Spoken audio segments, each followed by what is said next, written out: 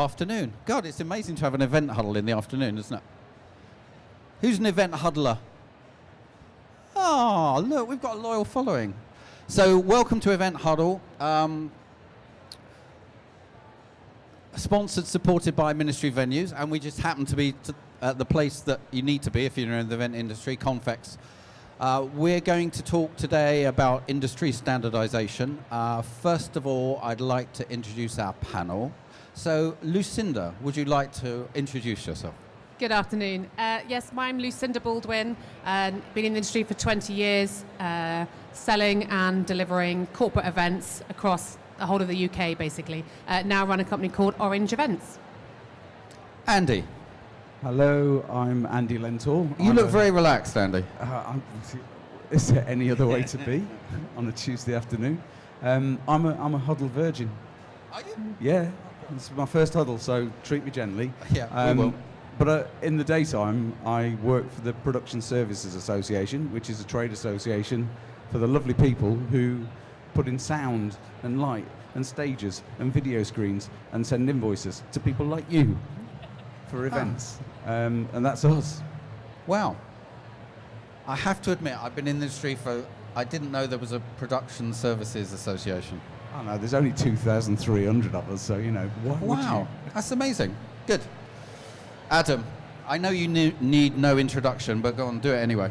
Yeah, I'm Adam from Ministry Venues, 17 years in the industry, 4 venues in central London, selling everything from conferences to event spaces, cinemas as well.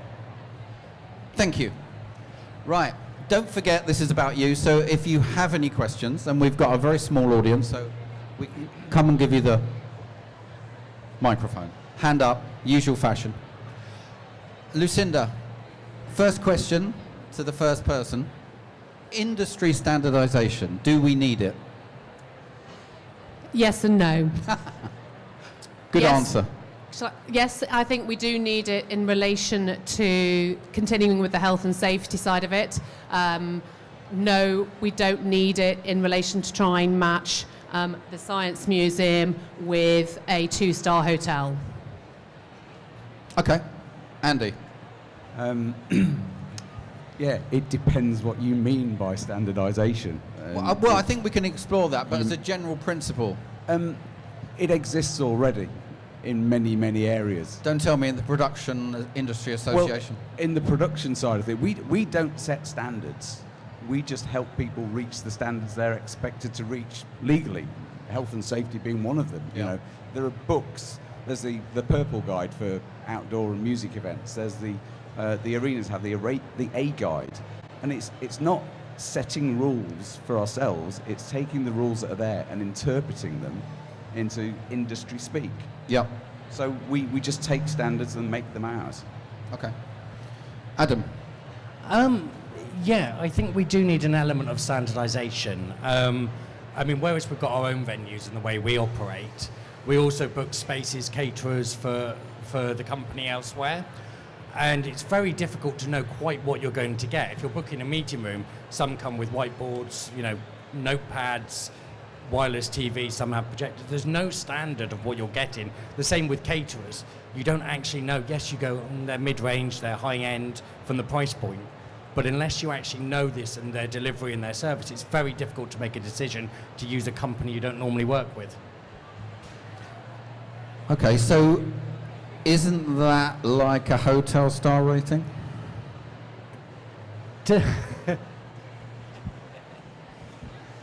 Sorry, they're laughing at me because I mentioned it earlier.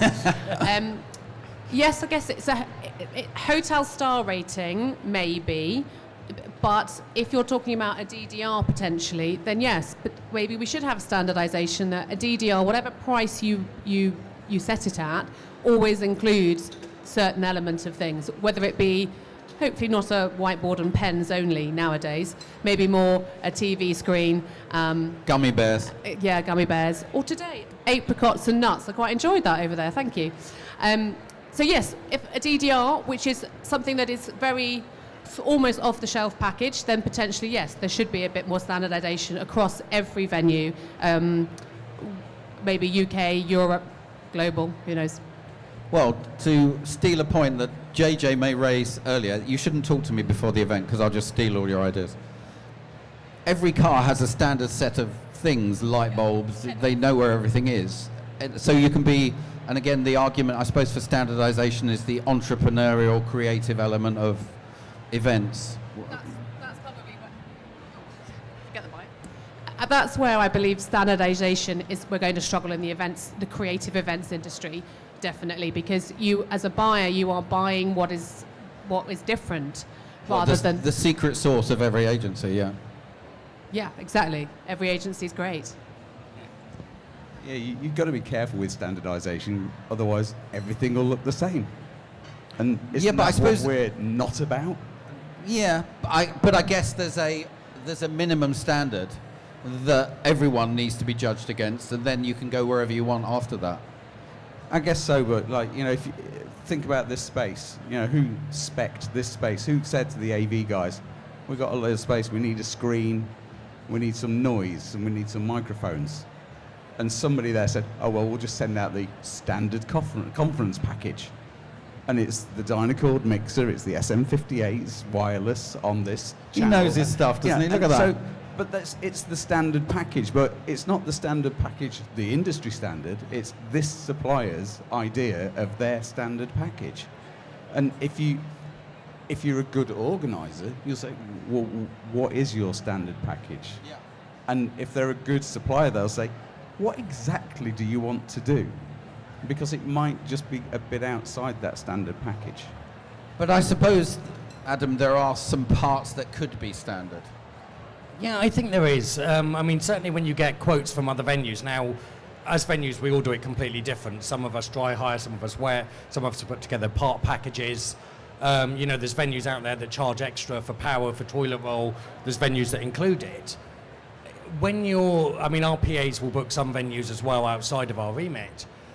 They don't understand how everyone quotes, and they end up going back to the same spaces because it's so complex. When we're in the industry, it all makes sense to us.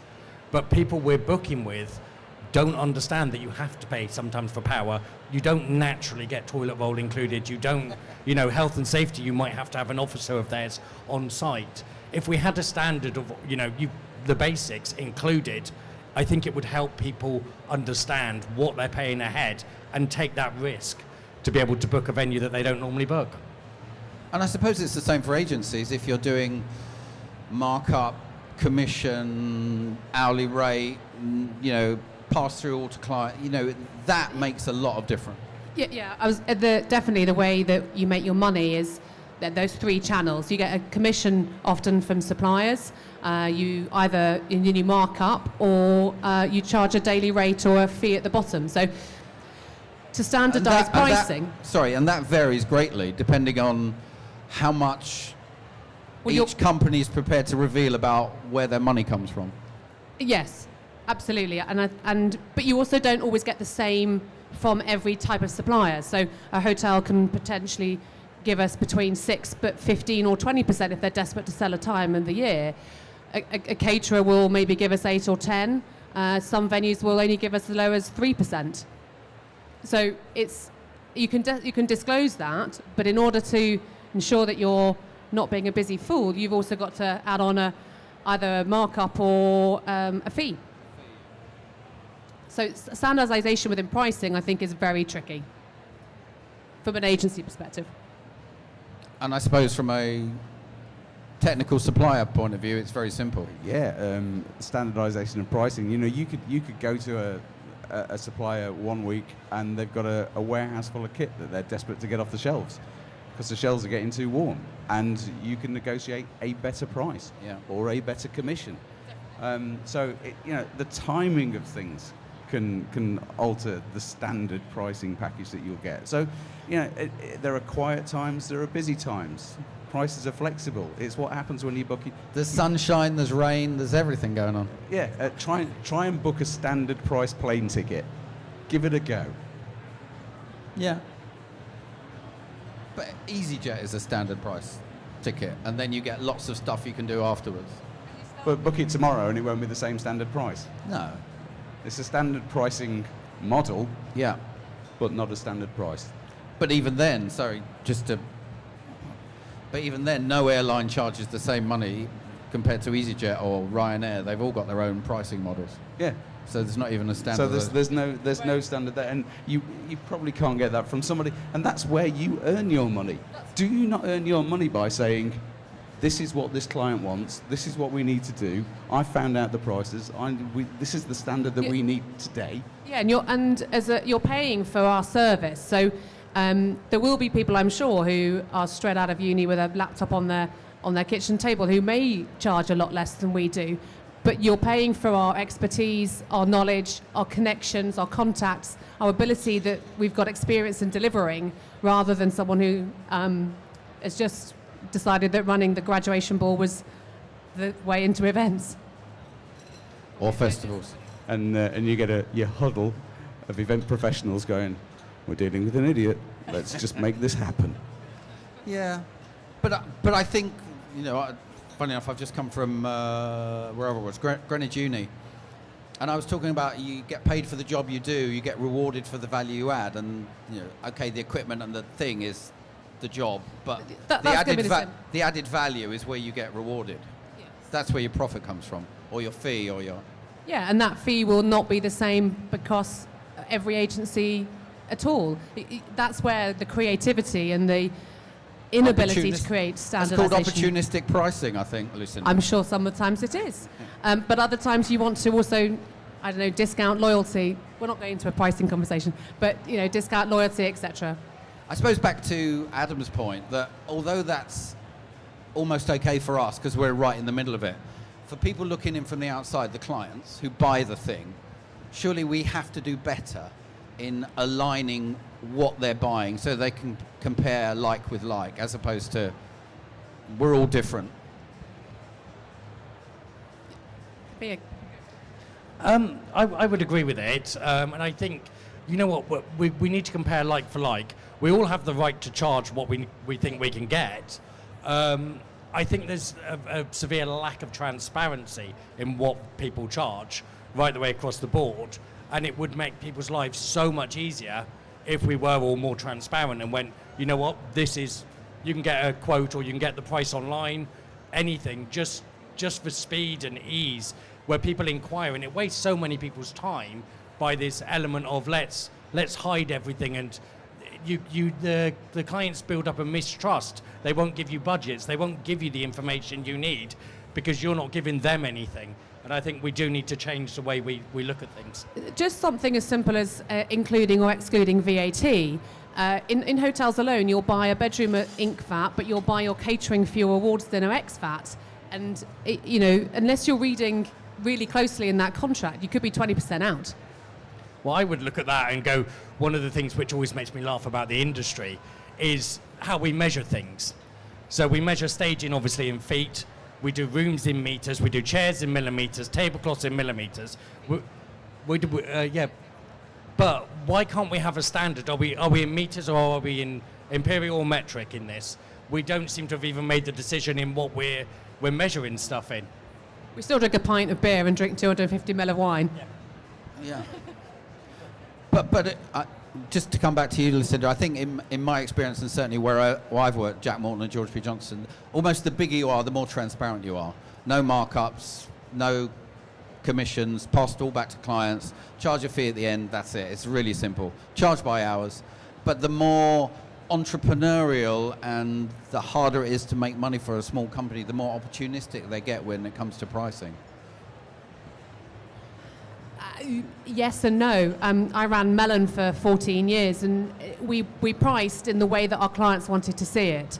So with the corporate market that we were in, if they had a budget of 25 grand for a meeting, then we'd be able to do it line by line. But if they were working to the government £150 Inc. VAT tax for their Christmas party, you'd make sure it was all included in your 125. So yes and no. I think it depends how the client wants to see the pricing as well. And how would you, just from your perspective, what things could you standardize? What things could every production company, every agency do across the board in order to get to a set of standards? Potentially something like your check-in at events process. So is it still a clipboard and a pen, or is it standard to do an iPad check-in with a piece of software that you get the next morning with your delegate entry and exit times? Or potentially some kind of transport guarantee. There were, years ago, taxi shuttle services. That's called Uber now. But something like that potentially. Andy? Standardized working hours. I know, but again, we're not really looking at it from our point of view. We're looking at it from the client's point of view so that they can compare one with another and get a fair comparison. I suppose that's where this conversation started. That's what you get, though. And at some point, this all fits in, because if you've got somebody say, oh, yeah, I've got a supplier and they will charge this for that package and it'll be in and out in a day. Are they putting it in and out in 24 hours with somebody working 24 hours to do that? Or have they got 2 people going in and out? Because that's going to cost twice as much, because people charge a day rate, but people think that day is 24 hours. So standardization in that way will mean that you're getting 2 slightly more awake people than 1 extremely tired person at the end of the day. Yeah. So it does fit into the pricing standardized package, because you want to know that the people you have on your site working on your event are actually going to be fully functioning Effective, at the end of the day. Yeah. And what about measurement of effective? There's no standard measure of effectiveness, and we don't even try, do we? Do we? What, you mean more like testing each event to certain standards? Well, no. So I'm a client, I've just bought advertising, and I know if I go from Saatchi & Saatchi to Grey, they're going to measure my results in the same way, because the industry has a standard form of measurement. If I go from Orange to DRP, I can't take my measurement to there. We don't weigh in the same way, it's not standard, is it? No, but and then the outcome of most events is probably measured internally from the ROI of what you've actually done for that event. So no event is ever the same, surely. To measure, to standardise what you put in would mean that you want to have exactly the same thing happening on the way out, surely. Yeah, maybe. But back to my advertising analogy. So I know if I run a campaign with X, Y, and Z agency, they're all going to measure effectiveness in the same way. If I do an event with X, Y, and Z event agency, they're going to tell me different numbers at the end of it, because the way they view the event is different, the way they measure the event is different. Sorry, yes. So there isn't a standardised tick box of what needs to happen going in and going out of every event. So no, that we don't have that at the moment. And wouldn't that help clients make decisions? I think you need to get a better understanding of what size of event you want. If you're trying to do a trade show like this as an event, yes. If you are running something that's a bit more creative, like a corporate brand awareness event of a particular product, then I think that's quite difficult to measure against something else. Okay. Adam, back to your little hobby horse of venues. Okay, what would you do now to try and get some standardization? How do we get there? Do we go to the associations? Do we go to, I don't know, Higher Space or Venue Lab? Well, that's a very difficult one, really, because is there one association that takes care of the events industry? There isn't. We've got associations which do little bits. Yeah. Are they empowered enough to be able to actually make standards and make changes? Well, shouldn't the industry make the association? I mean, the association's a reflection of what the members want, surely. Absolutely. Always. Absolutely, because So- we could say, oh, well, everybody has to do this safety training course and it costs this much, and we've done that. We have a safety passport scheme, and it's useless. A what? A safety passport scheme, which is a basic knowledge of health and safety in the workplace that everybody should have. But unless it's asked for from the client end, it's pointless. We can't tell the client, demand this. Yeah. They'll just say, well, how much is it going to cost us? Yeah. Yeah, but as an industry, do we not have a level of responsibility to force it. I mean, we all host events ourselves, whether it be in our own venues, agency-based, or Here. here. Do we not have to actually take that step and go, you know what, clients are constantly asking for this, they're getting frustrated when we're doing it, that we've all got niggles about the industry ourselves, and do we not have to just push through ourselves? But that we're not collective as an industry, really. We're quite disjointed, and we're happy living our own bubbles and going, well, we've always done this, it works for us, without looking at the bigger picture. Yeah. JJ. I was going to say the one point everybody seems to agree on is the, if you like, the binary things like health and safety and regulation is something, well, it is already standardised because you've got certain, you've already got those rules and regulations, but it's a case of making sure that everything's included. So if there is if you do need a health and safety person, a risk assessor on site, that is actually quoted in the price. But you said about how do we implement that? Well, the trade associations, yes, there are far too many event trade associations to my mind, but there are actually at least a finite number, and they tend to have a certain niche. So you've got EVCOM at one end, you've got, which is quite broad, when you've got PSA, much more focused, and I think there is a forum for where most of the agencies, well, most of the associations come together. So underneath that, there could be some standardisation, some agreements where they then go to their members and say, look, when you're, as a venue, for instance, as you're quoting, you need to make sure you always quote including this regulatory stuff or that regulatory stuff, which could be one way of getting it going. And then once that's up and running, the clients will then actually start to hopefully demand it because they'll realise that the industry has come together quite sensibly for once. But as a venue, it's an association that actually takes care of us. And I might be wrong in this factor, but there's not one. So you've got the meetings that take care of the meetings element, the production, you've got various different ones, but you can't answer to 6 different associations on that, and there's not one centralised view from the venue side of what you should do to push forward. Who is the, is it the HBBA? What's the venue? Oh, okay. Lucinda, sorry. That might lead us on to the star rating element, which hotels are obviously renowned for, but more unique venues are not. So we were talking about it a bit earlier. Do we categorise venues so that you have, obviously hotels have got their own now, but you've got historic venues, you've got cool venues, don't like that word. You've got just more exciting and, maybe festival-sized venues, outside spaces that have their own standardised requirements. I suppose the issue is and it came out while Adam was talking, that there are so many elements to putting together an event that depending on who you're talking to, you're going to get a different answer, and a different association, and a different group of clients, a different group of suppliers. It's back to you as an organizer, that you know the hotels that you like, and a client comes to you and say, I need something cool.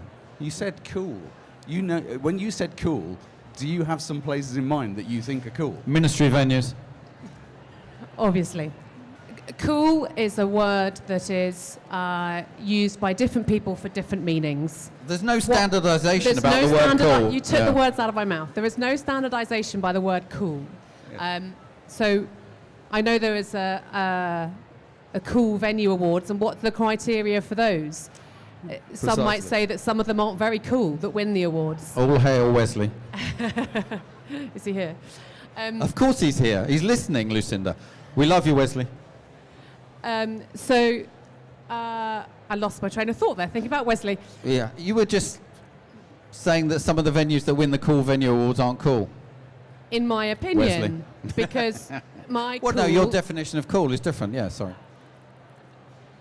So that brings us back to how do we standardise venues? Because every venue, every event is going to be slightly different in every venue. Whether you put an event in the ministry venues or you put it into, I don't know, the Ned in the city, you're going to have a different feel, a different event probably, and probably have a different attendee calibre as well. You've all heard of British standards, yeah? There are British standards. Yeah. How When was are the the- last time anyone knew anything about those? Well, I sit on one of the committees. So Oh, I right. know a I'm bit. sorry, But Andy. there are, you know, Of course you it's- do. British Standard BS 7909 for technical Oh, for yeah, electrical supplies at events. So Yeah, yeah. everything here is wired to and managed to that standard. No, we have one for But event there is a record British keeping, standard. don't we? What's There that? is- 9001 or something? Yeah, that's one of the one Yeah. of the generic Yeah, business yeah. ones. There is a British Standard BS 0. And you know what that British Standard is? It's the British Standard for writing British standards. And that's where you have to start. You have to have a standardisation process for how you're going to standardise everything.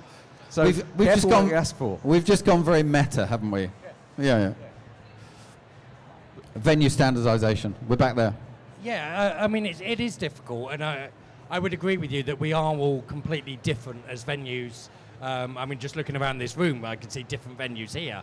But if we had a standard of what was included and rated accordingly, then you could categorise us however you wish to, and that could be up to an agency. But at least the client always knows, yep, you know what, a 1 star is basically nothing, and Yeah. 2 star includes X, Y, or Z. But I and think going up. you'd run into issues with that, wouldn't you? Because if you're running a star rating that's about a pricing model, then clients are going to think it's something to do with the standard of service in the venue, just like the hotel rating system. Yeah, but I don't know whether you'd necessarily use star. You might use something else, but you make it really Okay. clear to people that it is, you know. Clipboard and pen. Yeah. How many clipboard and pens of that venue got? 6. So maybe you don't do it on price at all, you just have what's included. And so you're offering a bronze conference package. It's always going to include pens, paper, sweeties, dried apricots, still and sparkling water. And this is Stella your bronze, Artois. yeah? That's bronze, yes. Silver might include lunch. Dom Perignon. Oh no, I think we need to wait for platinum for that. But so rather than it based on price, the standard is what is included. Yeah. Yeah. Tell us who you are for the podcast. Okay. I'm Danielle Ward. I work for a company called Reward Sustainable Events. So I left my corporate event job that I've been doing for 10 years and set up my own sustainable event company. So to your point about health and safety needs to be a standard, I would say that sustainability in the event industry needs to be a standard. It's something everybody's talking about. I've just been at the tech stand. We're talking about sustainability.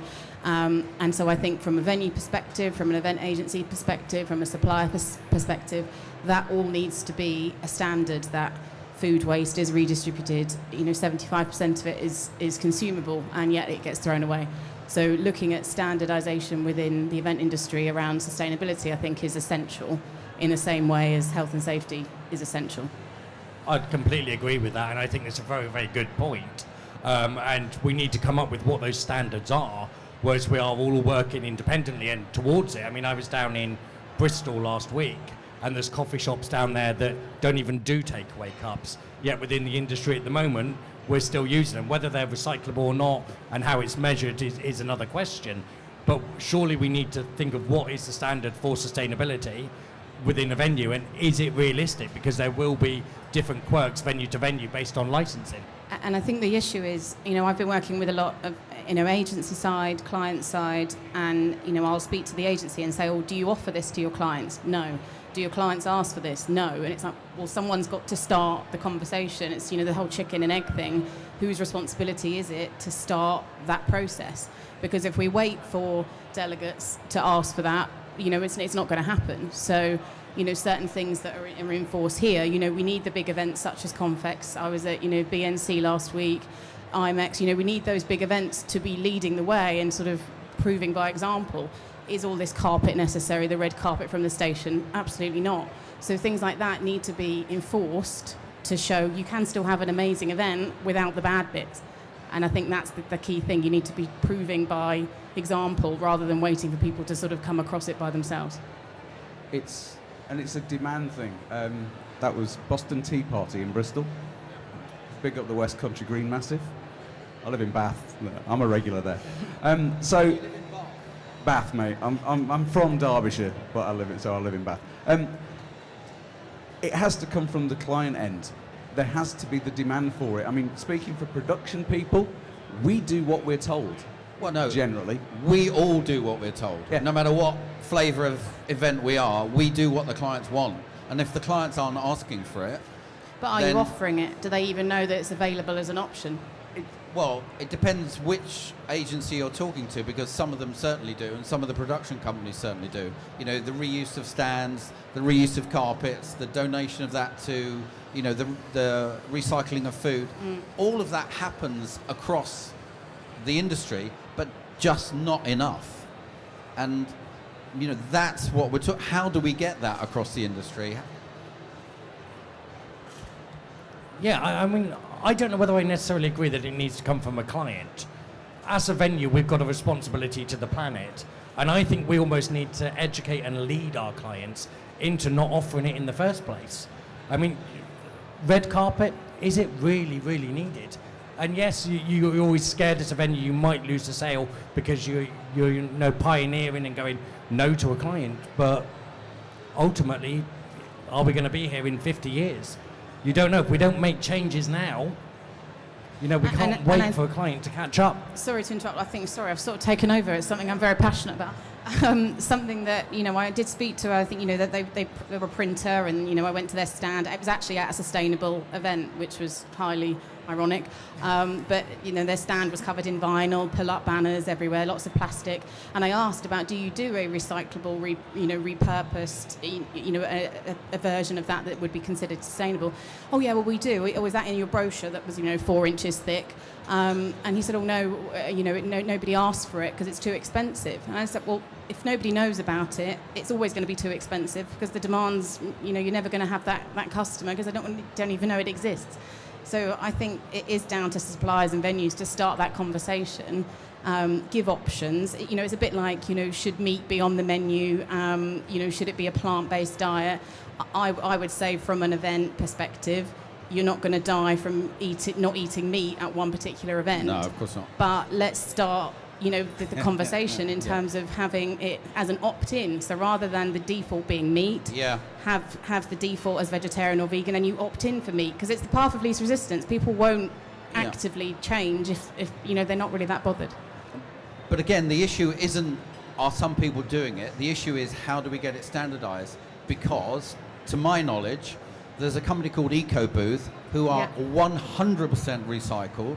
They even go in and collect rubbish from the client's office and build booth, you know, exhibition stands out of it. Yeah, I work with them, And Nick is building an amazing business. He's 100%, and, you know, the plant-based, obviously I'm plant-based, have been for a while, thank you.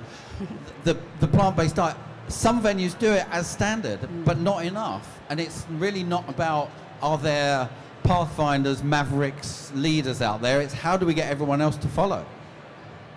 But I think at the moment it's people are too concerned about having an opinion either way. So they'll all just sit on the fence and, oh, well, I'll do what the client wants, I'll do what the client wants. I think if more people were to stand up for the nature of us all to survive and the planet, you know, not to be an eco-warrior about this, but in order for this industry to even be here in 10, 15 years, we all need to be making these changes.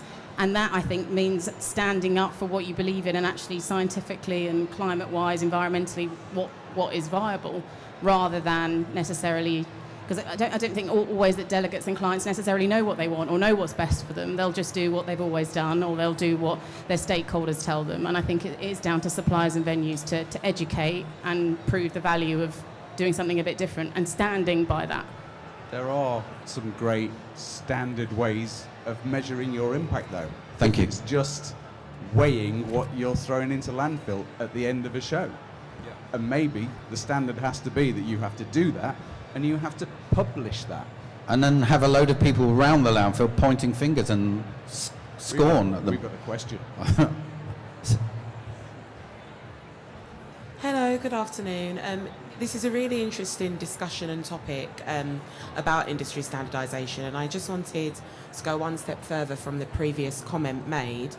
What about in regards to things like specific dietary requirements? So I work for a university, for a business and management school at a university, and sometimes I am the client, and when I approach venues about dietary requirements such as kosher or halal, some venues just don't offer it. So that limits my choice, because my clients are the professors or the students or the alumni who I work with on a daily basis, and I'm trying to make them happy. But if a venue can't offer that as standard, that limits my choice in what I could actually offer them, or I have to go to a venue that can provide those things. And another thing, it would be great to see more inclusivity and diversity within the industry standard anyway, because I find sometimes some venues will kind of get where I'm coming from or what I'm saying, and others won't because of the lack of experience within that specific Just niche. to pick up on your food question there, it might not be, you mentioned kosher and halal now, not to be too pernickety about it, but they can't be cooked on site when you've got other things there. So yes, you can get kosher delivered to you completely secured and delivered to your wherever your event is, and it can match the menu. And halal, equally, you can ask for it as a different. But to go back to your question about sustainability, that potentially should be an add-on, and we start from the bottom of the plant-based menu, and then you add on if you wanted to have halal meat or not halal meat. But again, that causes more tricky kind of catering delivery perspectives as well. So I'm sorry that whichever venues you've chosen haven't thought outside the box and thought to bring in exactly what you wanted, because it is definitely possible. I mean, there is, having worked in venues that have done halal and kosher in the past, it is difficult for a venue if you've got your own kitchens on site, and if your kitchen is in multiple use to service multiple events, you obviously can't do those foods in there. But there are ways of making your kitchen sort of meet with the kosher regulations, or you can hire in equipment from certain suppliers to be able to do that. So if you've got an exclusive kitchen for the event, it can happen. There are cost implications, obviously, for that. But again, as Lucinda mentioned, that you can just have it delivered, and it's not the ideal, but it is possible. Well, just as we're not supposed to talk about what we do, so I have an event called the Halal Food Festival. And in terms of halal, we can do whatever we need to do in whatever venue needs to happen. It doesn't need that much regulation, because there is none. With halal, yes. With kosher, there is a lot more conditions on it. Hi, from a venue's perspective, do you feel that tender processes for suppliers can and should be standardised in any way? It's difficult. I've worked for venues that have done the tender process. And I find them, to be honest, personally, a little bit outdated. And I think it is time to move on. Yes, there's some merit in it, because you work with suppliers that you trust. You're delivering for a client, so you've got to be able to trust those suppliers. But equally, I think a lot of venues are a little bit closed, and it does appear to be out there that whatever the venue feels like, it'll add a question on there, and whether they really get on with the person, or they'd be technically bribery on some of the cases to get onto those lists. And I do think standardised key questions to get onto it would work, but also I do think maybe it's a time for the industry to move away from the tender process altogether. And just work on relationships and knowledge. Yeah, I would agree with that side of it, and ultimately trust. But surely- and proof of delivery, obviously. But But surely the tender process was an aim to get a standardisation, wasn't it? And now you're saying that... But I think it's not being managed by anyone. Well, no. And that's the problem with the industry as a whole. We can put these processes in, but if no one's overseeing or managing them or holding anyone to account, they just end up being completely redundant. Yeah. And you do have venues out there that are literally, they'll go to tender every 4 years or 2 years, whatever it may be, and their tender process is really not that good. Yeah. Because they were made in a time... I suppose it was an idea to get things standard, but it's still where it was when it was set up. It's never moved on. Yeah, it hasn't moved with the times. But forgive me if I'm wrong, those tenders are not standardised. It's what the venue wants to see. So yes, everybody who's pitching as a supplier to the Science Museum has got to fill in the Science Museum tender. That tender is not the same tender document as ministry venues are going to do. So in fact, there is no standardisation across the venues in that sense, because the standard is what the venue wants, not what the industry wants. Yeah, but I think the idea of it was trying to standardise it, but it just didn't really work because it didn't go far enough. a lot of common information that all venues will need to know, certainly in terms of like health and safety and that sort of thing. So elements of it could be, I'd imagine. Yeah, obviously health and safety and all of the legal requirements need to be on there, but I do think we need a standard set of questions for production bases, catering and everything else, so that we all get the same knowledge. And for, I could take it back to, from the venue side, when you're filling out agency forms, I mean, there is no standard set of questions on those. So I feel your pain from the other way around. Well, it's in the hands of the person that creates the form, isn't it? So Completely. the agency, the brand, the company, the product. Yeah, and they do ask, I mean, some of them are pages and pages long of generic information that you end up thinking, well, no disrespect to agencies, but you've got the two different types of agencies, some who really know the products that they sell, and some who have no clue what they're even going out to, and they just send a form which is 6 pages long that you've got to fill out all your information on, and you're sizing. But if you're doing it for 3 or 4 different quotes that they've sent you, you have to fill it out every time. Yeah. And it can take half an hour to fill these forms out. As that's my topic, I would love there to be an agency standardisation, for that being one of the biggest reasons that I think agencies differentiate. As an agent, you either know your market or you're working from a computer screen. Yeah, So explain that a bit more. So where are you? So as an agent, that we start by usually by doing the venue finding, which I think is what you're referring to, Adam. Yeah. And yes, there are a lot of very qualified venue finding agencies, but there are also an awful lot which seem like they are computer generated questions. And if somebody wants a carpeted banqueting hall, they really shouldn't be coming to ministry venues. But equally, because they don't know that, it says obviously they can fit 400 people in it, and therefore it ticks the box and it gets sent to you. And you need to have a little bit of knowledge before you just go out and flood the venues with questions that aren't even relevant to their venue for your event. So standardisation on that would be a great start. I'm just looking over there after you say that. There's a stand over there. Predictive algorithm for conferences. Yeah. Can there be such a thing? Where's the heart and soul in that? But this is what you're saying. You put in certain criteria, and it doesn't spit out the thing that you forgot to put in there. That's what happens with sound, lighting, carpeted venues, whether you want chandeliers, whatever. If it's not in there, the computer's going to say no because you haven't asked for it. I'd agree with that, and there is merit in a lot of the digital platforms that come through, and obviously they all get the same commission amount. There are, and it goes back to the days of, and I don't know whether, well, there's a few people here who might remember, used to fax through, you used to get those faxes through and then have to fill them out and fax back blank ones because I was going up the wrong way. But, these great big long forms, and some agencies have moved on from that for the digital side of things, and it's quite simple to use. Some are still sending them as attachments to you. You have to print them out, you have to fill them out by hand, and then scan them back in. And I think it is a case of some agencies are not moving with the times as well. But also, you refer to a 6-page document, which is just asking about your venue. It'd be quicker just to invite them down for a site visit, surely. Or go online. Or go online and do the virtual tours. I know. Well, I don't even see why you would bother sending out. They do. It's because I think they've got a high turnover of staff and they don't actually know a lot of the venues, and they've listed loads of venues to try and get the best for the client. Knowledge and experience is everything.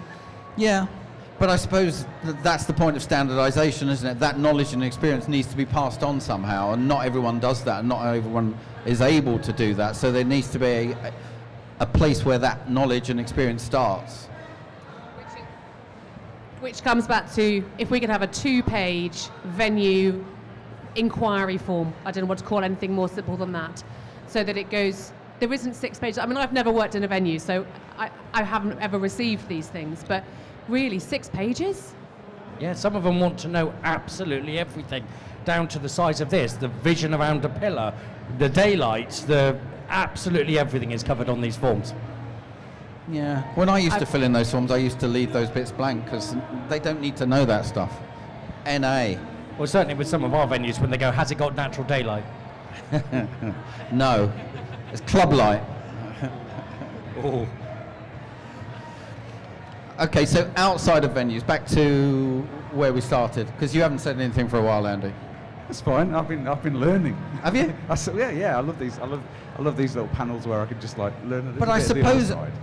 we haven't even got to a place where standard Wi-Fi, standard API, standard... That's Wi-Fi is an interesting one, and it's new technology that races ahead. Is it? Well, no, Wi-Fi is just one of those relatively new technologies that raced ahead. I know I got a mate worked in a very big PA company, left the big PA company, and got into on-site Wi-Fi because it was open. It was an open market. BT on an outdoor festival site would charge you £10,000 to plug something in that they put in last year for 10 grand. So he turns up and he can buy kit and do it for half the price, but he's making a 50% margin because this new unstandardized industry technology was there and it was a mystery. And all people could see was the saving, not the margin. And then new players come in and do it a bit cheaper and a bit cheaper, and then standards slip, and the Wi-Fi you've got across the festival site in one area is rubbish compared to what you have in another You have to go and stand by the Virgin tent, that's where the Wi-Fi works. Yeah, I've got it. And that's very difficult when you've got a lot of people making a lot of money in concessions on a site. No, but can't how swap far cards. back do we need to go to get some standardization? It doesn't matter whether it's food waste, recycling of stands, Wi-Fi. How far back do we need to go from the front line to get some, a stake in the ground, a piece of standardization that everyone can hang their hat on? We need to do something. It's the people you choose has to be to a certain standard. Yeah, it's back to the client end. People can work to the highest standard you like. You react to your client's needs, surely, and that will be a different thing from one year to the next. So you can't deliver a standard Deloitte conference because next year Deloitte are going to want actually something a bit different. Well, no, they want the same again, but 15% cheaper. Oh yeah, I've pick done the that. wrong company. But as Adam said, somewhere someone has to lead the way, and that should really be us. And we can look at clients to lead the way, but they don't know, with the way the event industry is now, complicated and specialist, they almost don't know what they're asking anymore. So we, as an industry, need to stand up and be counted and say, this is right for all of us, and lead rather than wait for someone to ask. I guess so, and I think that the primary need, I think, is sustainable working. The industry needs to say we're not And diversity. We're not going to throw this stuff away. We're not going to do that. And if everybody stopped making those choices, the suppliers would move to a more sustainable product because there's more demand for the more sustainable product. The more sustainable product would then become less expensive, and the non-sustainable product would just disappear. The resources would stay in the ground. It's as simple as that. So I think the baseline could and should be sustainable product. We're a trade association. We used to send out plastic membership cards. We sent our last ones out last month. Now they get a cardboard folder. But they don't just get a cardboard folder, they get a recycled cardboard folder. And it's not just a recycled cardboard folder, it's A5, because that's half the size of A4, half the recycled cardboard. Yeah. And all of those things add up, and we're just not going to do the plastic thing anymore. I think plastic membership, I don't have a plastic folder for this, from that exhibition down there isn't doing plastic. No. Same organizer, big, double-sized plastic wallet. If every exhibition said, no more plastic wallets, thank you very much. But there is digital versions of these nowadays. Yeah. We don't even need these things. No. I mean, we've used them for conferences before, which are completely digital with people's names. You turn them upside down, and they have your agenda on them. Yeah. So why are we still doing these as an industry? Because there's no standardization. Exactly, and your point about API actually was, sorry, I'm picking up on that one, was quite interesting. because we're looking at changing systems, partly because the system we've got at the moment doesn't have an open API because there's no standard, but then we're looking at systems to integrate with. And again, even in the tech side of the industry, there's no standard. Some do it as complete names, so it would be Adam Quigley, and some do it as Adam, and then the second part is Quigley. When you try and link the systems together, it becomes more complicated, because I think as an industry, we've grown organically, and no one's ever really taken control of it. Looked at the whole thing and said, what should we do in? Yeah, I agree with you, Adam. Finally. It's only taken 17 years. Any questions before we wrap up? No? Okay. Well, it's been an interesting debate. Now, we all need to stand up and be counted. You need to take this message back to your own individual companies and make a difference.